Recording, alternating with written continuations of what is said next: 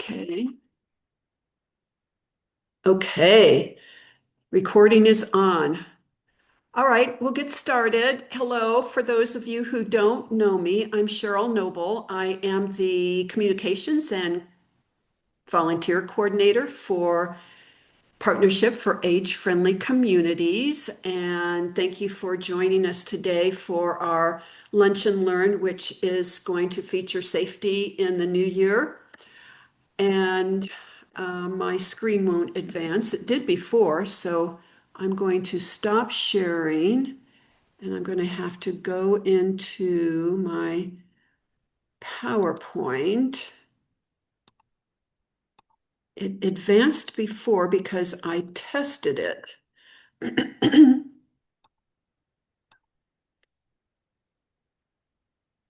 Okay, now let's see if I can share this. Um, okay.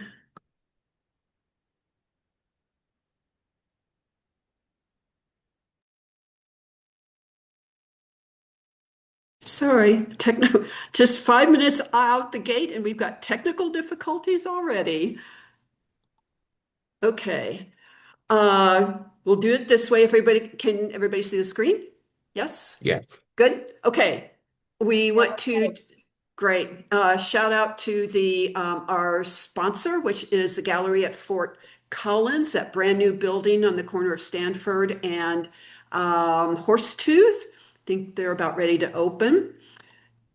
Most of you probably know about Partnership for Age-Friendly Communities. We're a nonprofit that works on looking at and creating solutions to give older adults in Larimer County an opportunity to have a thriving lifestyle as they age in Larimer County. And through our collaborations and community assessments, we identify areas that we will focus on and look at solutions. And those include the housing and mobility, transportation, health and wellness, and culture of aging and healthy aging resources. Our work is done through all volunteer engagements. So thank you for all the volunteers who are putting in their time and passion into making Larimer County more livable for everyone to age well.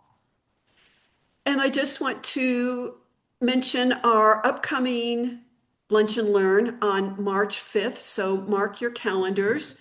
We are going to have brain health to reduce risk for dementia.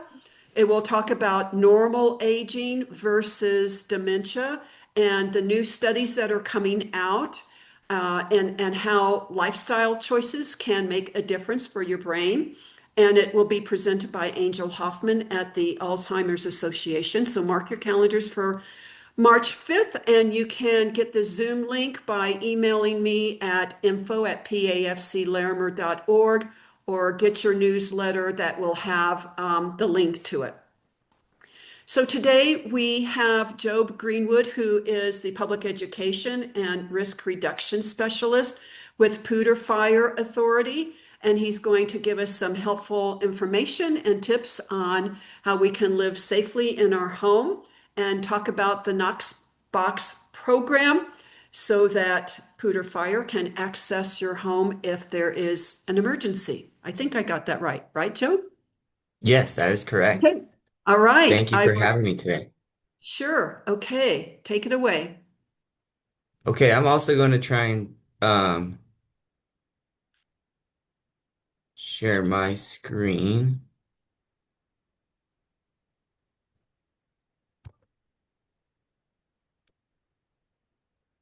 Can everybody see that? Not, there we go. Yes. Okay. So thank you for having me, Cheryl. Um, and I'm excited to be talking with you guys today. I got to meet Trish and Marlis. I think I met last week at the Stepping On class. So I Oh, know a good. few people in here, which is fun. You met me too, Job. You came to Cadence Apartments to present this presentation. Oh, okay, Allie. Nice to Yeah. see you again. Remember me? Yeah, Yeah, it's been a yes. while though. So nice to see you again. Yeah, nice to see you too. I do remember you. There's your face. Yay, I'm better with good. faces. And let me just Um, mention that Job is open to taking questions along the way if it's relevant to the point that he's making. So feel free to jump in or put in the chat your questions. So, and we will have some question and answers at the end, but if there's something right with the point that he's making, feel free to jump in. Okay, sorry for yes, the and no, yeah, thank you. Feel free to ask me any questions. Again, my name's Job Greenwood. I work in outreach and education for Poudre Fire Authority. So our job is just to engage in the community. We go around and teach a bunch of different classes. Today I'm going to focus on fire and life safety. And this is the class that we teach out in the community. And for you guys today, that's what we're going to be focused on. We're also going to talk about our Stepping On program. So if you're somebody who's worried about falling, it's a great 7-week workshop that we'll talk about. We'll also talk about our home Knox box program. And we'll get into that a little bit later. But just our fire and life safety is what I want to start with. So we'll see if I can move. And just a quick overview about what and who is Poudre Fire Authority. Poudre Fire Authority is just your local fire department. And for Trish, both of her sons work here. One of them is a chief and one of them is a captain. So pretty cool that she's on here today. Um, and Poudre Fire Authority is an all hazards response agency. So that just means they go to everything, not just fires. So about 80% of what the firefighters respond to is medical emergencies. Some of the other ones that I just like to highlight because they're pretty fascinating is they do hazardous material response, they do technical rescues with ropes, and they do still water rescues like on Horsetooth Reservoir. They can also do swift water rescues like in the Poudre River. Um, they are wildland certified, so they can fight wildland fires in their area or across the country wherever they're needed. And there's also fire investigators, fire inspectors, and then outreach and education, like what I do. So there's a lot of different parts to Poudre Fire Authority. So just kind of want to give you guys a little overview of that. This just kind of looks at the people of Poudre Fire Authority. So there's about 250 full-time positions. About 210 of those are the online personnel, the firefighters, and then there's about 40 civilian positions. And we work downtown in the admin building, which is right in Old Town in the parking garage.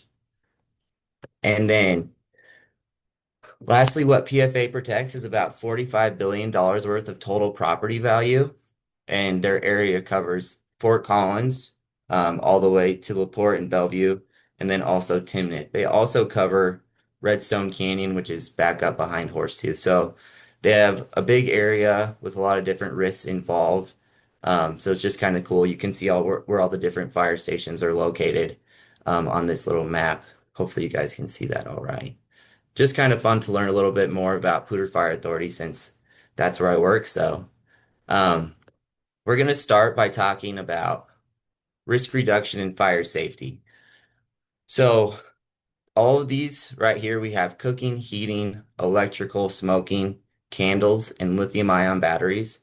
These are kind of the ones we're going to talk about today. Obviously, there's some other ways that fires can start. The two big ones we're going to focus on are cooking and lithium ion batteries. And we're going to have some slides specific to those, just because those are the biggest ones that we see.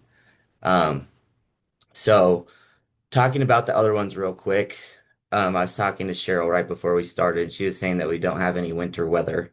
Um, but in normal years, right, when it actually does get cold, heating's a big one. So when we're talking about heating, most of these fires that we see with heating are caused by space heaters. So if anybody out there uses space heaters, it's always a good idea to have 3 feet of space in between that space heater and anything that's combustible. So I wouldn't want to put that space heater like right up against the back of my favorite chair, my bed, the couch, and then the surface that you put that space heater on is also very important. So not putting that on a flammable surface like carpet is also it's also a good idea. If you have to have it on carpet, it's good to find something that's non-flammable to put underneath that. Um, and again, if you guys have any questions about anything, I'll try and watch the chat. Otherwise, you can just go off of mute and ask your question. Another one is electrical, and this isn't one that you have to worry about. My intent isn't to like get everybody afraid about a fire starting in their home. But just good things to be aware of. The biggest thing that we like to mention with electrical fires is not overloading your outlets. So you can overload an outlet if you're taking more electricity from that outlet than it's designed to give out. And that can happen by something called daisy chaining. So if you're daisy chaining, that's like plugging an extension cord in and then a power strip and then running a bunch of different things off of that. And also big appliances is a big no-no. So the biggest thing, the best practice is just to plug things directly into the wall, and not running extension cords and power strips and overloading those outlets because that can cause an electrical fire. And let's see, Greta said, should space heater in bathroom be 3 feet from the wall? So, Greta, yeah, that's a great question. And from the wall, you probably wouldn't want it right up against the wall, but if there's some space between that and the wall, especially if you're not blowing the heat directly on the wall, that's probably fine. I'm talking about more things that are like highly flammable, like your couch or um, bed with all the sheets and blankets on there and everything like that. And then, unless there's carpet in your bathroom, then you wouldn't want to place that on the carpet inside the bathroom. So, against from the wall, you can plug it in and just have it um, a good distance away. It doesn't have to be 3 feet.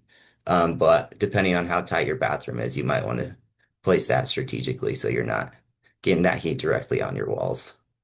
Does that answer your question? Yeah, thank you very much. Yeah, of course. Okay, and then smoking, another cause of fire that we see in Poudre Fire Authority's area. Generally a bad idea, but if you do smoke, just making sure that your cigarettes are fully extinguished in an ashtray that's not going to tip over or spill and start a fire.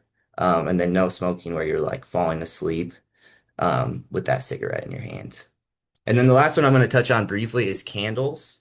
Um, so candles are kind of like space heaters. So you want a foot of space from your candle between anything that's flammable. So a big thing that they see is like putting candles under like curtains that are flammable or having them tip over on tables or anything like that. But a good rule of thumb is just having a foot of space between that candle and anything that can light on fire, and then obviously blowing those candles out before you go to bed or leave your house is always a good idea. And then a safe alternative, which are equally cool and way more safe, are battery operated candles. So that's a good thing if you love candles, to get those battery operated ones as well.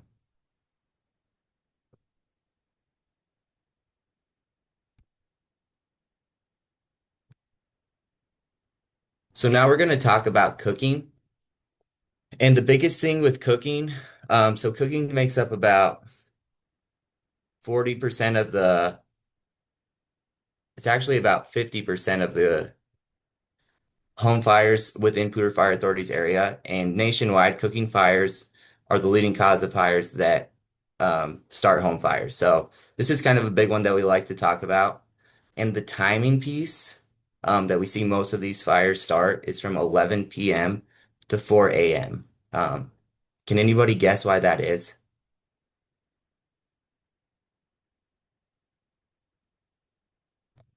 Maybe they forgot to turn off the stove or something like that.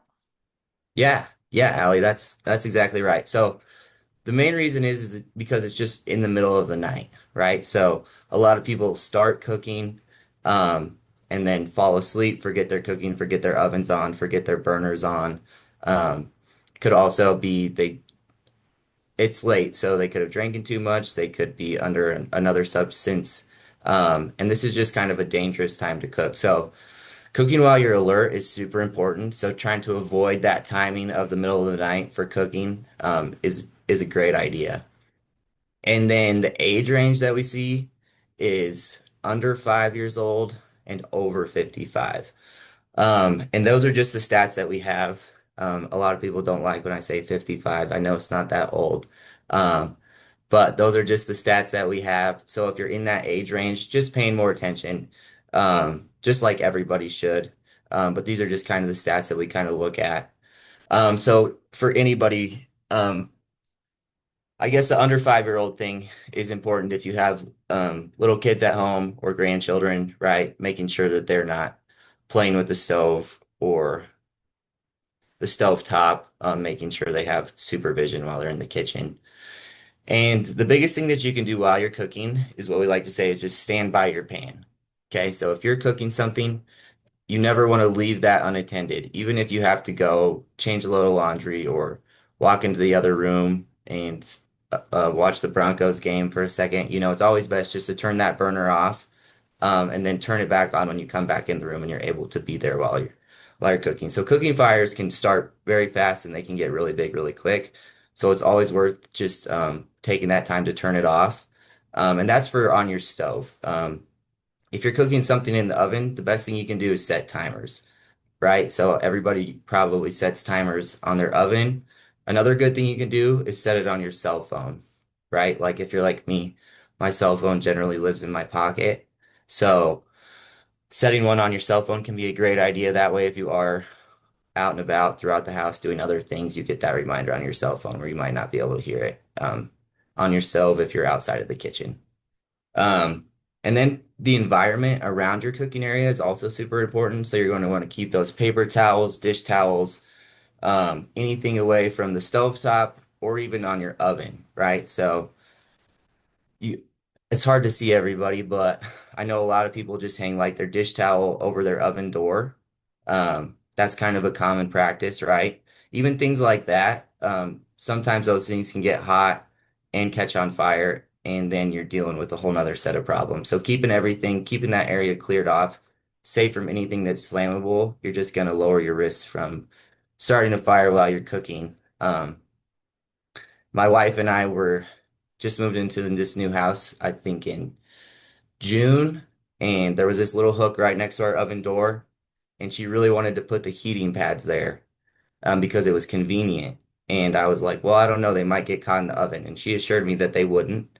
Um, so I let her do it, and a couple weeks later, she was cooking something in the oven, and she opened the oven door, and those heating pads had gotten trapped inside the oven door, and they were smoking. So we had to find a different place for those, and that's just was a good reminder to me, to see that those things that we talk about actually do happen and can happen to anybody if you're not paying attention, right? So, um, my wife doesn't like when I tell her I share this story at work, but I think it's relevant, so that's okay. And then the last thing that we're going to talk about is just suppression. So this is talking about like a grease fire, and these can get really big really quick. So the best thing that you can do, is put a lid on that pan, right? So if you're cooking and you have a grease fire, that's gonna explode pretty fast, and they can grow rapidly, right? So the worst thing that you can do, which I'm sure everybody knows this, but it's always good to hear, is never add water, right? So if you have a lid right there, the best thing you can do is just cover that pan with a lid.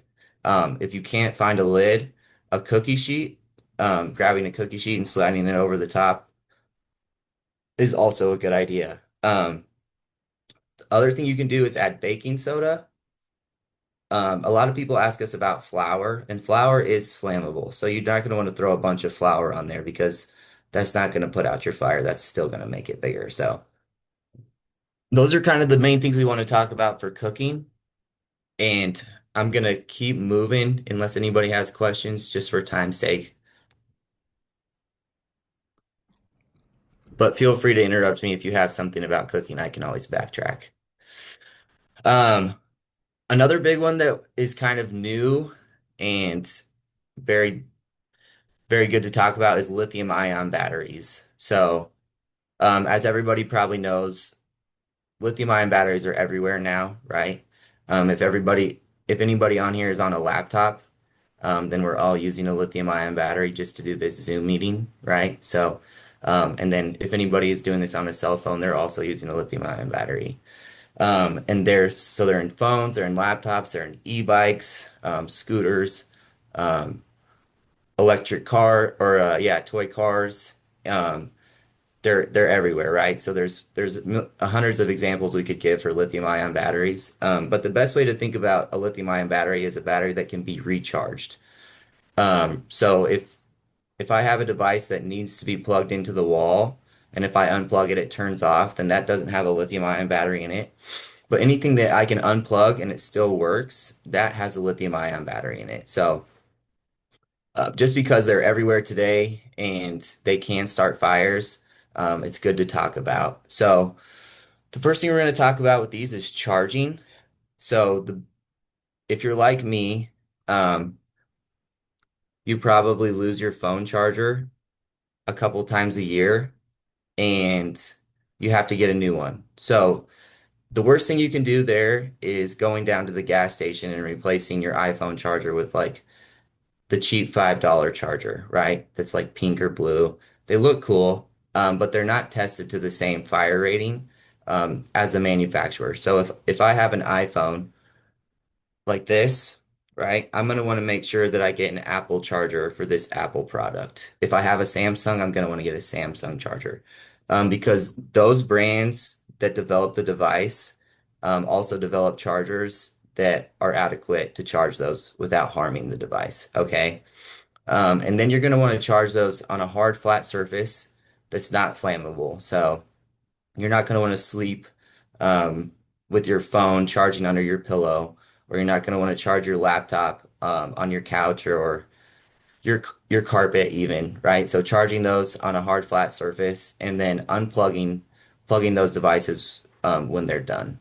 And a lot of people tell me that that's unreasonable because a lot of us charge our phones while we're sleeping or charge other devices and then don't really check when they're fully charged. But I would just say a good way to do it is find out how long it takes that device to charge and then set a timer, right? So we don't want to overcharge those batteries because that can damage the batteries. And when they overheat, they can go into something called thermal runaway. And that's just when the battery gets too hot, too cold, or it gets damaged in any way.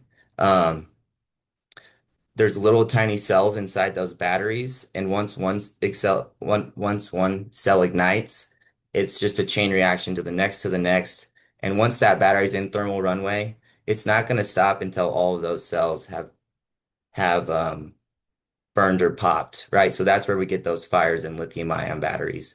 And lithium ion batteries are very dangerous because they will not be extinguished, even by a normal fire extinguisher.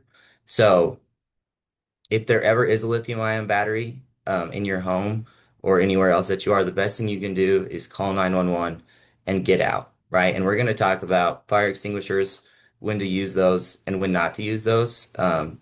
But just so you know, for lithium ion batteries, you're not going to try and extinguish that with a fire extinguisher. If there's a lithium ion battery fire, you're going to want to get out because even if that fire does go out, it can reignite. Okay. So signs of a problem can be odor, and that can smell like smoke, or it can be like an acidic smell. And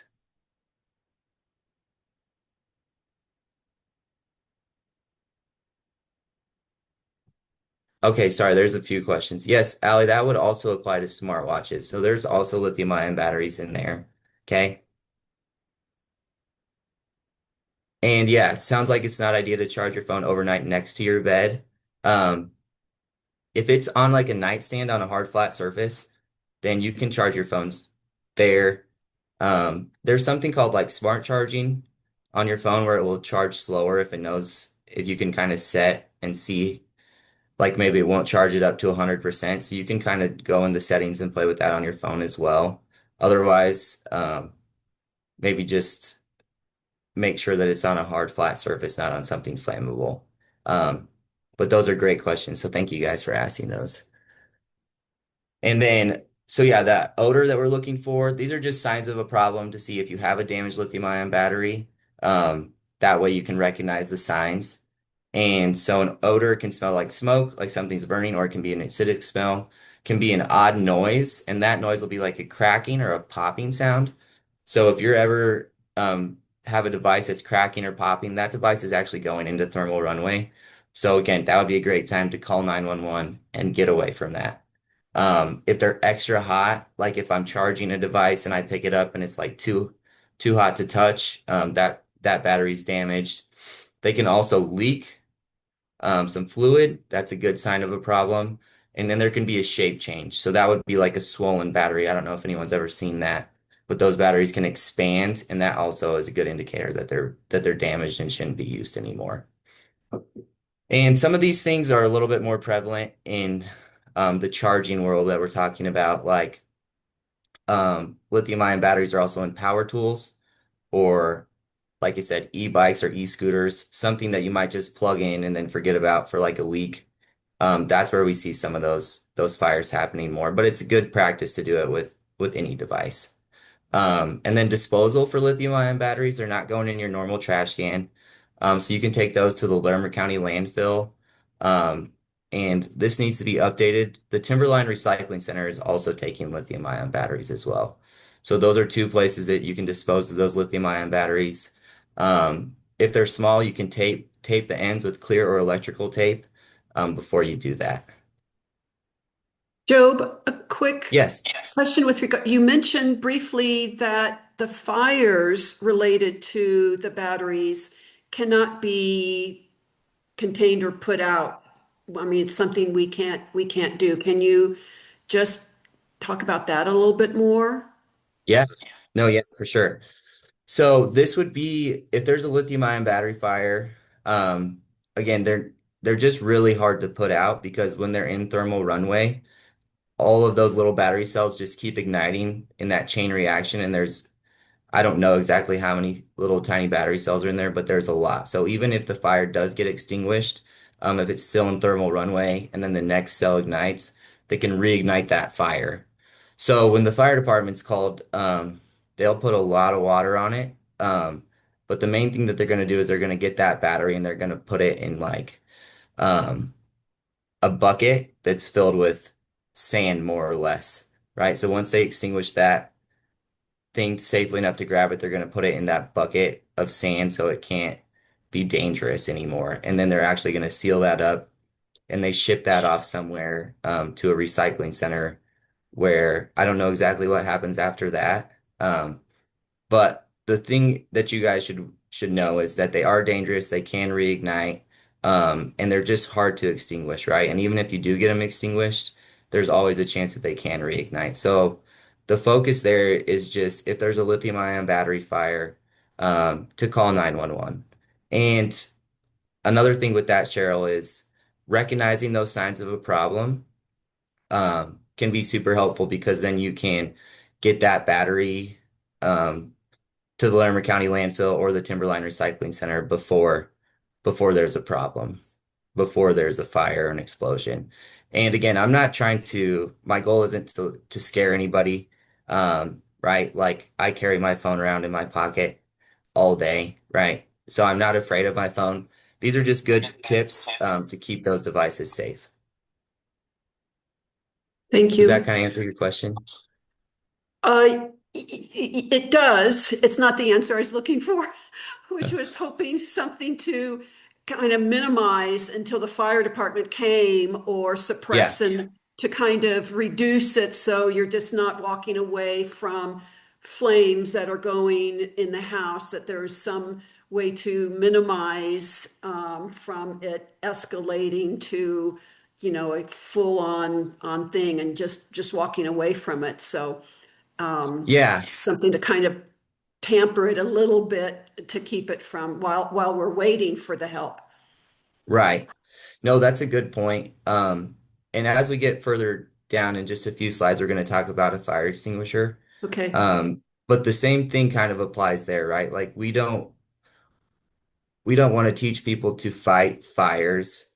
We want to teach people to get out and get safe and Mm. have the first responders focus on putting out those fires, right? So the only fire that I would even use a fire extinguisher for would be like the size of an office trash can, which is only about this big, you know? So anything bigger than that, your priority would be to get out and stay out. Call 911 and give them good, clear directions on what's going on, your location, and they're going to send massive amounts of personnel there, right? And they're going to extinguish that fire very quickly if you're calling 911 immediately, right? So we don't want people like trying to put out big fires or anything like that. And with the dangers of the lithium-ion batteries and their unpredictability, I think the best thing to do is just to get out and stay out. Thank you. Yeah, of course. There are fire extinguishers that you can use on lithium-ion batteries, but it's very large and it takes special training. I don't even know how to use one, so just a fun tidbit there.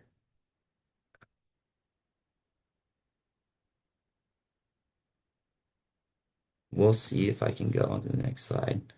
These are just a few pictures of lithium-ion battery fires that have happened in PFA's area, and I won't talk about all of these, but just a few examples. This one here at Denny's Court is just a good example that we like to show because it was in a garage, and you can kind of see there's a bunch of stuff that's been burned right there, and that was just from like a power tool charger that had a lithium-ion battery in it that was just left on the charger for a long time, right? So that overcharging can lead to that overheating, damaging that battery, and then that battery went to thermal runaway, um, and caught all those other batteries on fire. So just a good example, just to unplug those when they're done, especially for those larger lithium-ion battery fires.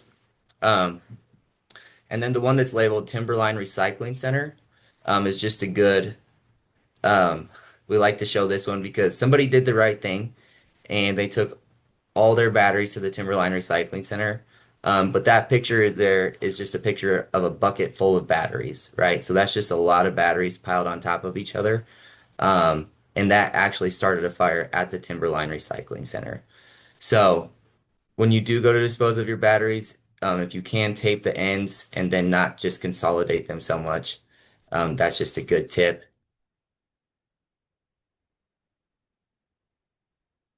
And then this one on Boundless Lane was actually started by a hoverboard.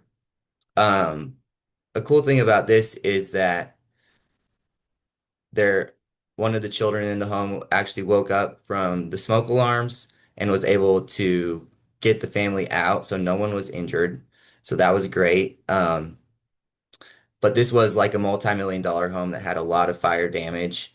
And so things for like hoverboards or toy cars, remote control cars, or anything like that, things that get crashed and get damaged. You just want to pay extra attention to those batteries and look for those signs of a problem. Like, is that battery leaking? Has the battery shape changed? Do I kind of smell that acidic smell or anything like that? Just keeping an extra eye on those, just to make sure, because when those batteries are crashed a lot, and not properly maintained, they can start fires. And then this last one I'm going to talk about, it was a new battery on an old dirt bike. And I apologize that this is kind of little. It might be hard to see. But just like I want the right charger to the right device, I also want the right battery for the right piece of equipment, right? So I'm not going to mix and match batteries. So I'm only going to use lithium-ion batteries for what they're intended for. I'm not going to take a new battery and put it on something old like that dirt bike. That also causes a fire. Joe, Marlis McGrath here. I had to Hi, miss Marlis. I had to miss quite a bit because I had an important phone call. But Okay. I'd like to ask about the batteries. Are the Yes. ones that are rechargeable when you recharge them with your lawnmower or your weed whacker, are those of any Yes. concern? Yes. So those are lithium ion batteries. Okay. and I recharge them in the garage, plugged in when I'm in the house. Yes, so the biggest thing you can do, Marlis, is just know how long those batteries take to charge and then set yourself a timer. So when they are fully charged, you can go take them off that charger, and then store them away, right? Unplug it, make sure everything looks good. And if you do that, you shouldn't have any worries. Um, so you can look out for those signs of problem, and I don't know if you heard all of those or not. No, I didn't, but it's okay. I'll catch up with you at the next class, maybe what I did Okay. learn. Thank you. Uh, Yeah, of course. and I just another comment. I was told that you should store those batteries inside in the winter, not in an outside storage cabinet with your lawnmower because they wear out quicker. Do you know that to be true? Yeah, so we kind of talked about that a little bit briefly as Okay. well. Well, You don't please want to get, don't repeat it for the others. I will catch up with you at the stepping up class. Thank you. oh, you're welcome. Oh. And I'm happy to go over it just real fast, but you don't want them to get too hot or too cold because that can damage the battery. So getting too hot can be like leaving them out in the sun or overcharging. Too cold is, yeah, like leaving them out in those conditions, kind of the same way, right? So, storing them inside where they're able to just maintain a normal temperature is also important. Thank Thanks, you. Marlis. Yeah. And it looks like there might have been one in the chat, so I'll check.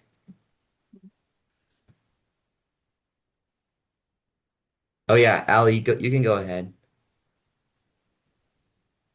So, my question about cooking fires. So let's say there's a stove fire Yes. and, the suggestion is to put a lid on it, cookie sheet, whatever. Let's say, does it depend on the height? So let's say it's like yay high. Do you want to take the lid or the cookie sheet on top of where the fire is ending? Or do we just want to just do our best just to place the lid or cookie sheet on it?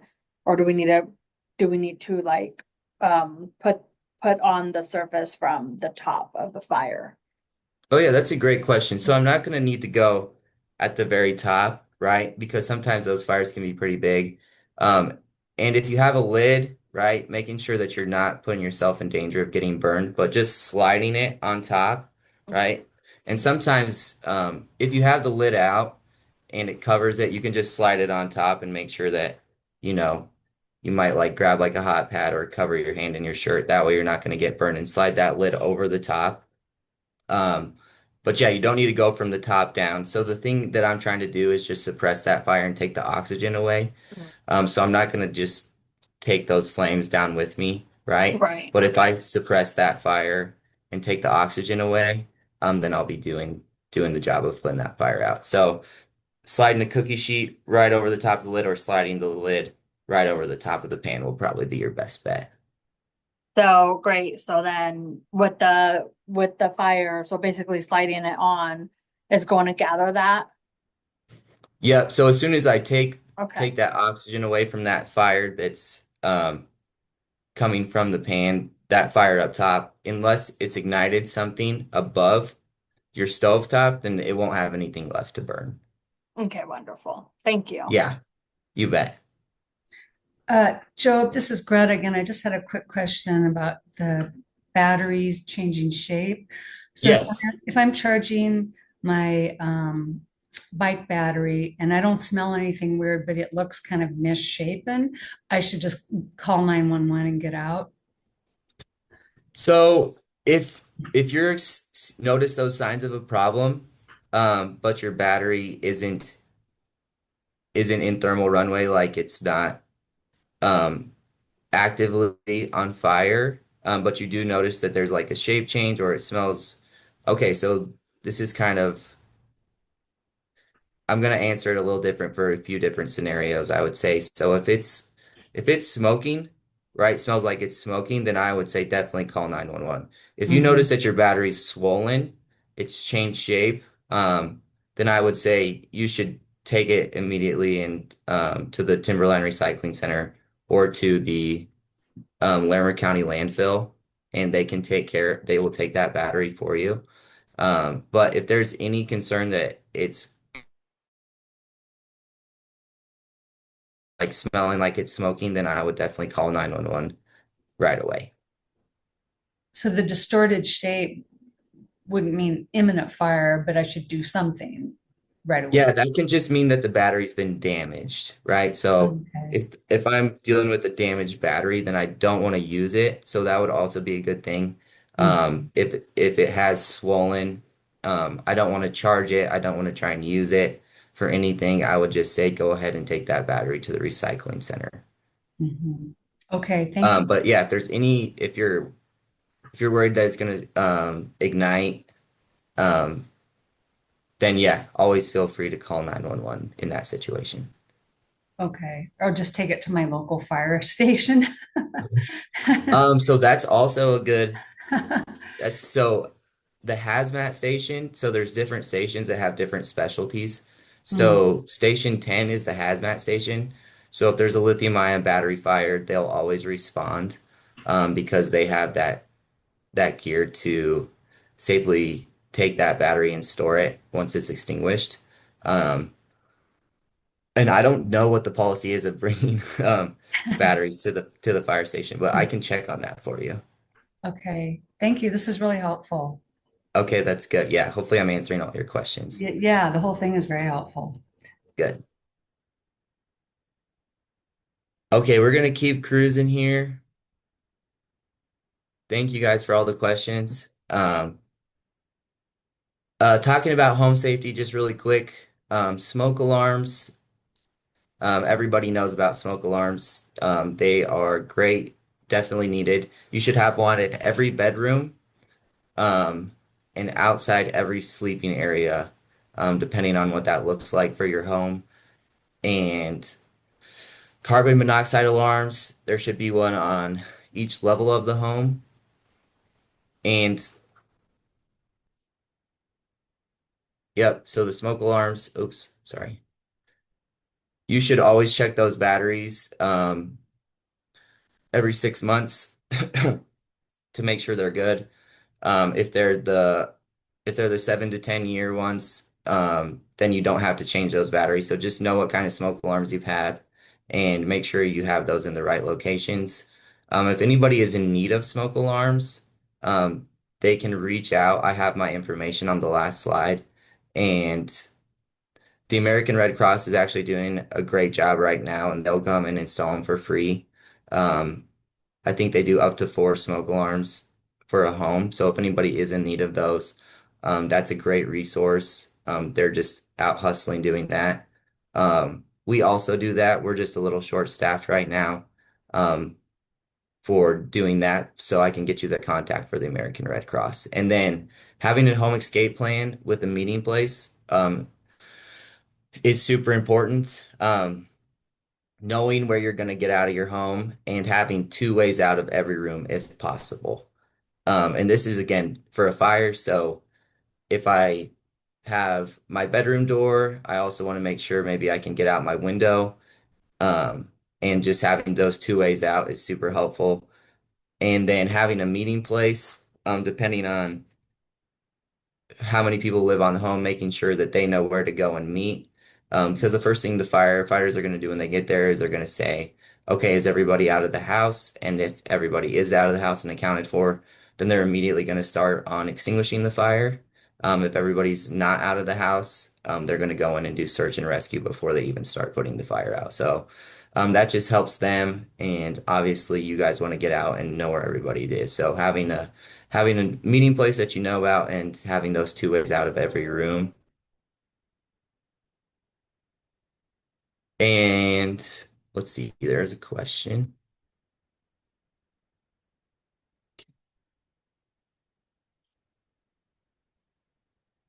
Okay, Marlis, great question. So the fire department does not change those batteries that would be, I think there's a certain height requirement that they can do. Um, and I will get you that information at the next class. Um, I have the privilege of seeing you once a week, so Okay, thank you. I know there's a certain height requirement that they can change, and I know they do change those batteries. Um, but again, I can get you that info for Paul Gleason at the American Red Cross because they'll just give you a new smoke detector that will last 10 years and you won't have to change the I've got batteries. a very long life battery in this one, but it is up high, and Yeah. that was a concern of mine. I was told on the next door site that the fire department doesn't do that at all, period, anymore. Okay. Yeah, and I'll make sure I check on that information. Thank you. Um, I know it has kind of changed even since I've been here. I think there's at least the requirement of how high they go up and everything like that. So, yeah, great question. Thank you. Okay, the last thing we're going to talk about for fire and life safety is fire extinguishers. So, again, you're not going to want to use a fire extinguisher on any fire that's bigger than an office trash can. If it's bigger than an office trash can, you're going to call 911. Well, first, you're going to get away from the fire, whether that's evacuating the home or a building, and you're going to call 911.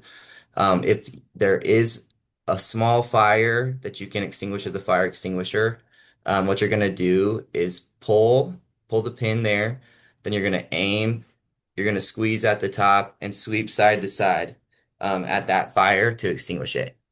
You're going to want to aim down low at the base of the fire to extinguish that fire, not up high. So right down at the base of the fire of whatever's burning.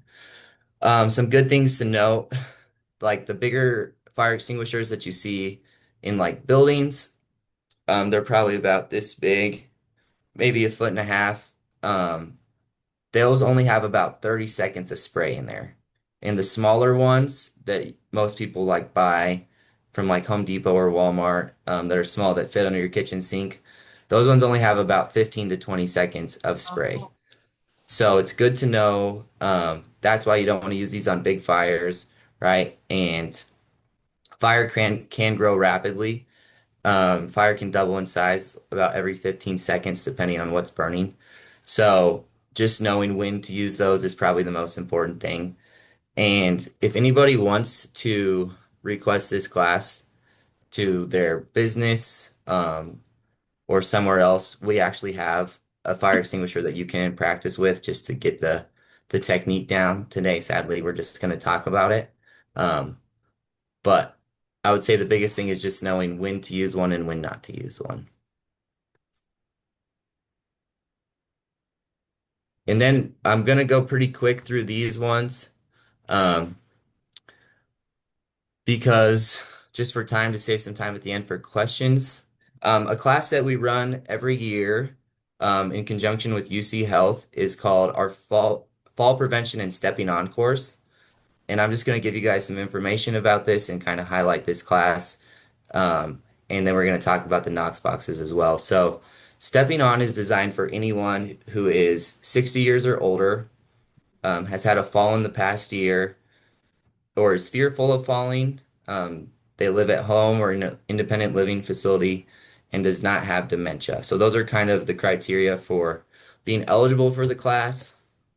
Um, the topics that are covered are balance and strength training, vision, and knowing how that plays a role in keeping your balance, how medications can contribute to falls, ways to keep from falling while you're out and about, what to look for in safe footwear, and how to eliminate fall hazards from your home. So we talk about a lot of really good things. Um, and then the biggest thing about this class, which is why it's so great, is that you actually get to meet with experts. So you get to meet with several different experts over the 7-week workshop.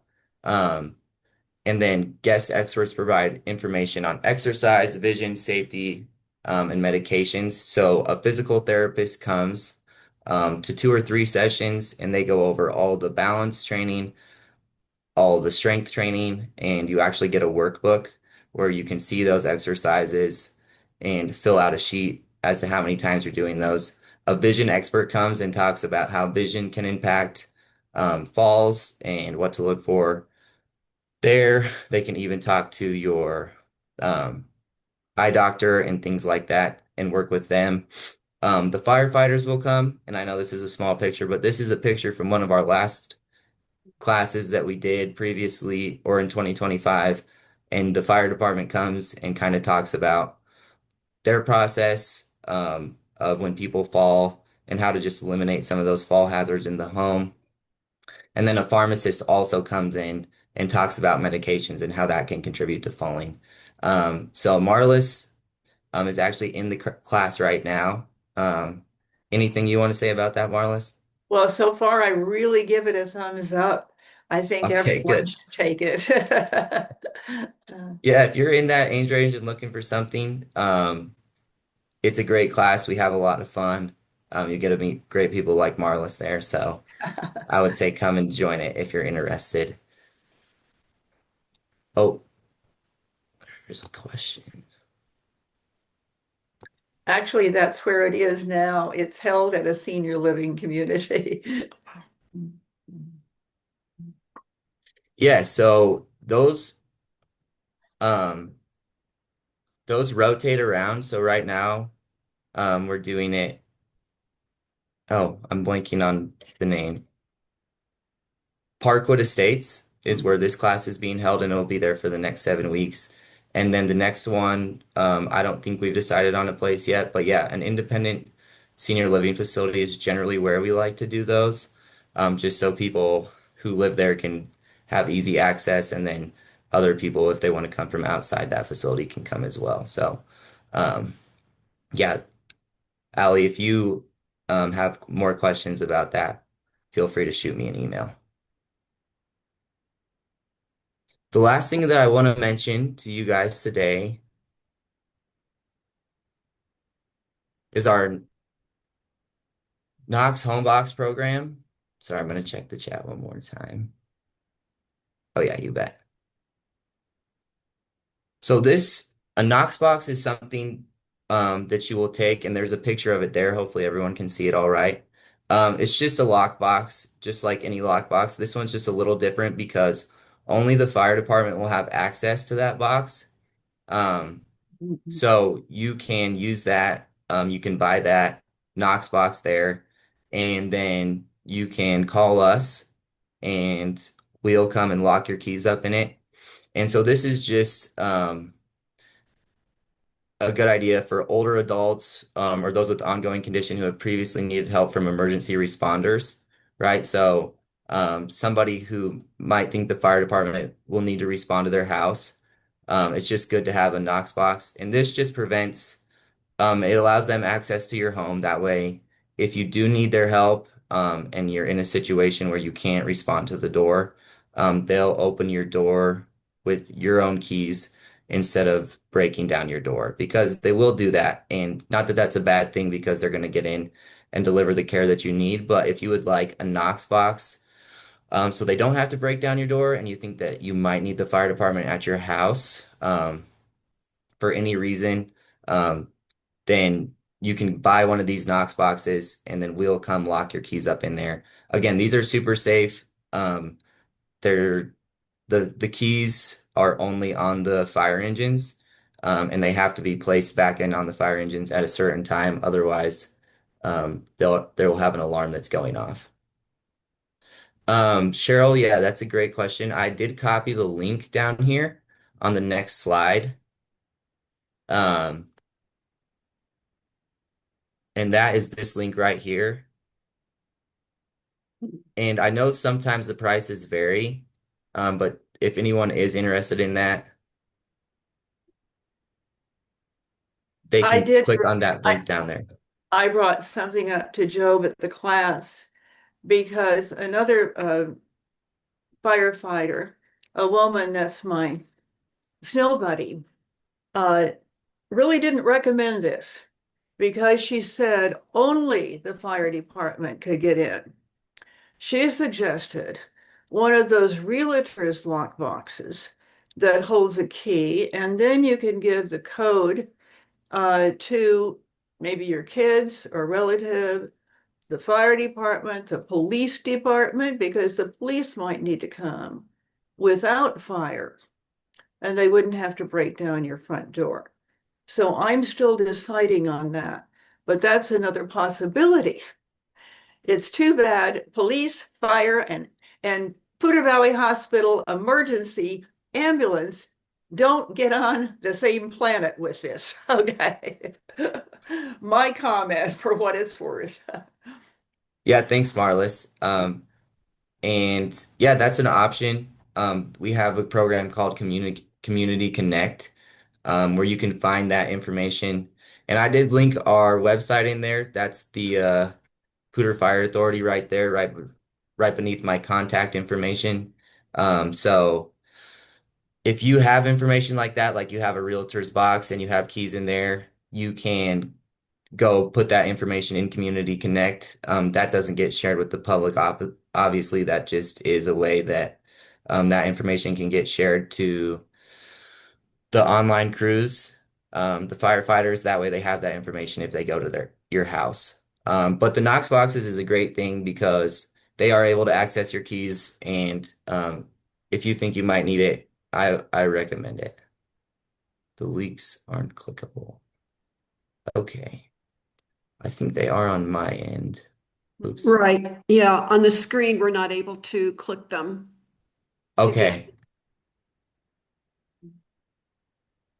So, ooh, But if you can click it and then copy it and then paste it into the chat, that would be great. oh I yeah, I can think do that. I can just put them in the chat. So how about I just do that?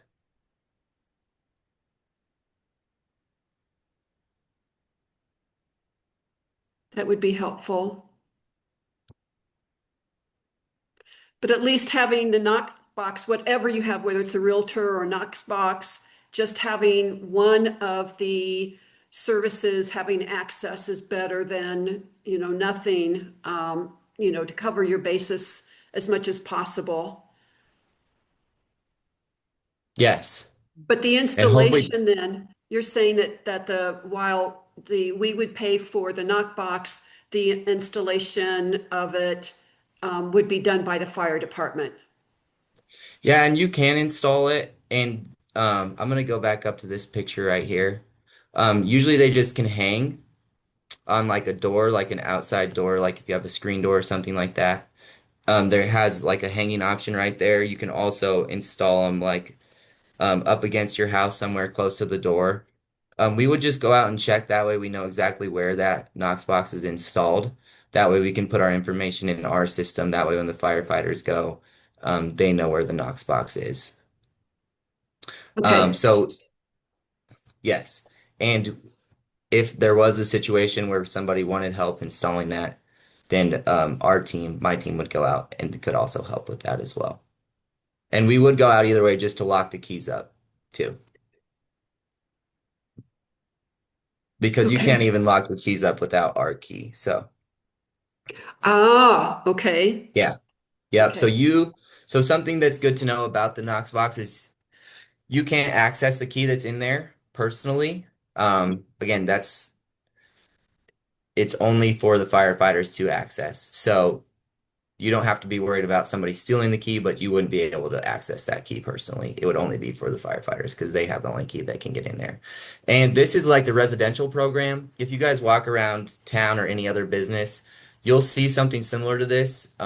There's business Knox boxes for like every business in Fort Collins. Um, and this is just a residential version of that. So if you walk around and look at the front of some buildings, you'll see a Knox box on the front of those buildings, and you can kind of see what that looks like too. But it does get registered with PFA, so they're aware that there is one there Yeah, before so coming up. that's where you have to contact us. You could call that number. You could email the education department. That's my department. And then we would go out and lock that up for you. We would schedule a time to do that. And then we would enter that information in once we know where that Knox box is located. Okay. Good. Thank you. I know you're on a very tight schedule, so we don't have any time for other questions, but I would encourage everyone to take Job's email address. So if there's anything that you wanted to ask, you can shoot him an email, or something comes up later that you thought about, you can catch him after the meeting. Yeah, feel free to email me anything, any questions that you guys have from today or any other things that I didn't cover. Also, our website is very good, and you can click on that link there. That's in the chat as well to go to the website and kind of browse around and see if you have any other questions after you look at that too. Yeah, very good information. I think we could have gone on a lot longer because Yeah, I there's so kind of sped much. through the end, so Yeah, thanks they for could have trying to gone keep on. up. Oh, we appreciate it. So thank you so much, and thanks to all of you for joining. This is recorded. If you want to go back to it, we'll put it out in our newsletter, and it will be on our YouTube channel, so you can have access to it at a later date. So everyone be well. We'll see you at our March 5th Lunch and Learn. Take care in the meantime. Thank you, Joe. Thank you so much. Thank Thank you you. guys. Have a Thank you for great day. doing this.